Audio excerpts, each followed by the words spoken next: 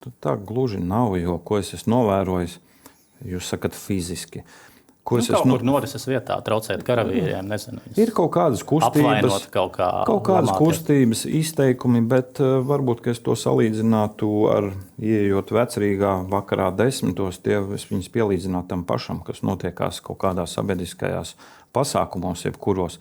Tā kā novērojums ir tāds, ka katru gadu sabiedrība vairāk saprot šīs mācības. Viņi vairāk, ja ne gluži grib, bet viņi saprot.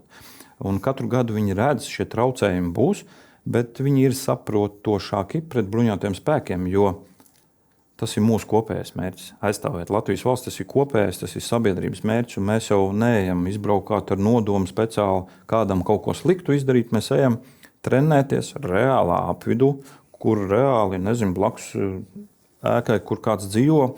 Tur arī mēs tā izspēlējam epizodu, ka varētu būt pretinieks. Cilvēkiem vajadzētu sabiedrībai.